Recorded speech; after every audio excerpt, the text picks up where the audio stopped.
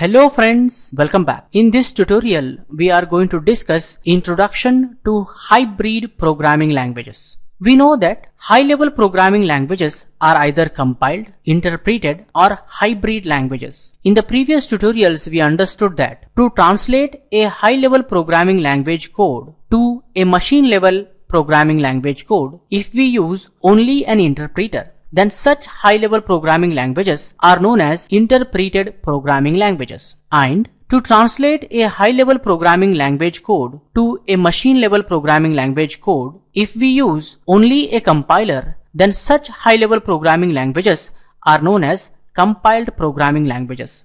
Similarly, to translate a high-level programming language code to a machine-level programming language code, if we use both compiler as well as interpreter, then such high-level programming languages are known as hybrid programming languages. We learned that interpreter translates and executes code line by line, whereas compiler translates the entire source code to a machine code first, then that machine code is executed by the CPU. Interpreter and compiler both are translators used to translate high-level language codes to low-level language codes. With respect to hybrid programming languages, compiler and interpreter are going to work slightly different. Here, instead of generating an exe or a machine code, compiler takes high-level language code as an input and generates an intermediate code. Then, interpreter takes intermediate code and generates machine code. Normally we say native machine code, and that machine code is executed on the system. Here I have listed some example programming languages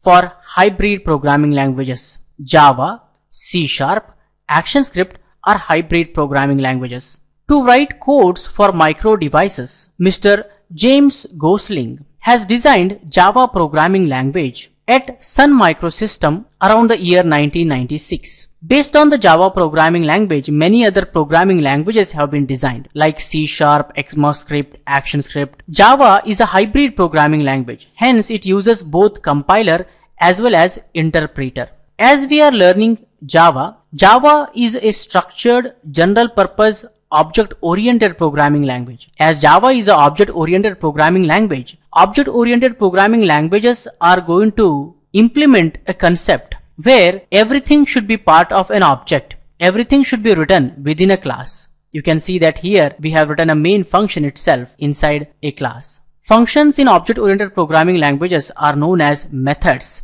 Instead of procedures or functions, we should say methods in object-oriented programming languages because they are written within the class. We discuss about what are structured programming languages, what are general purpose programming languages, what are specific purpose programming languages, what are object-oriented programming languages, meaning later step by step. Let's discuss how a Java programming language code is converted to a machine code in this image. If you have written a source code in a Java programming language, normally Java files are going to have an extension .java. We know that compiler is going to take the entire source code as an input.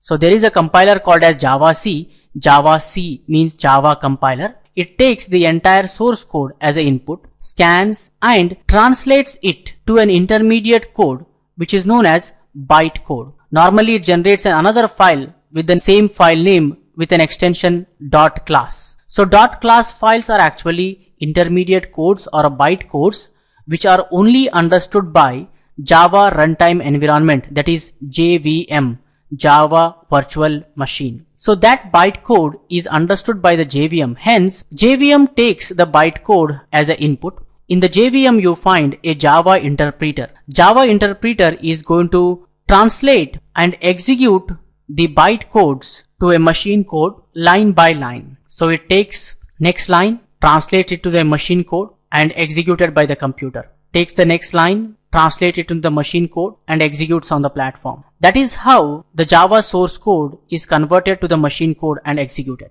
If you have another platform, maybe similar platform or some other platform, to execute Java programs, you need not to shift the source code. You don't need source code to be shifted. So hence, source code is secured. Only thing you need to do is you need to shift the bytecode, that is .class file, to another platform. Maybe it is similar or not.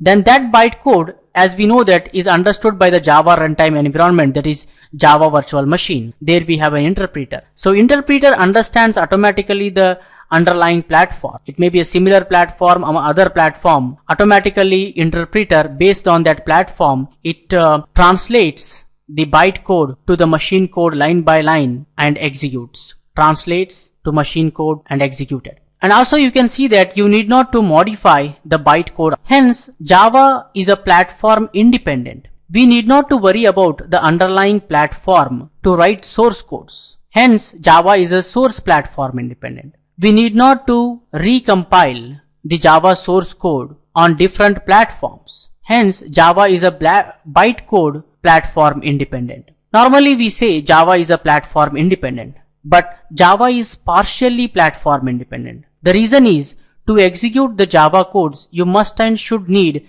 Java runtime environment installed on every platform. If there is no Java runtime environment, then Java source codes can't be executed. Hope you guys have understood. Now we discuss some advantages of hybrid programming languages. As we know that hybrid programming languages are easy to learn, easy to code, easy to remember, easy to understand, easy to represent real world entities, more reusability, more extensibility and more maintainability is present in hybrid programming languages. As hybrid programming languages use compilers, compilers provide list of errors for easy debugging. Compilers execute hybrid programming languages faster. Less memory is required because compilers perform code minimization, code optimization. They generate lesser size of codes. Source code need not be shifted for execution, maybe on a similar platform or maybe to a different platform. We need not to shift the source code. Hence, source security is present. Hybrid programming languages are platform independent. They are source platform independent because to write source codes, we need not to worry about the underlying platforms. To execute the same code on another platform, we need not to readjust the source code. We need not to recompile the source code. Hybrid programming languages are intermediate code platform independent because we need not to readjust or remodify the bytecode generated or intermediate code generated, because the interpreters present in the platform is going to translate the bytecode automatically to the machine code based on the platform on which it is present. So that is how the hybrid programming languages work. Hope you guys have understood. For this tutorial, this much is enough, friends. For more benefits, please subscribe, like, comment and share these video tutorials with others so that everyone will get benefited. See you in the next tutorial. Keep learning, keep coding, keep sharing.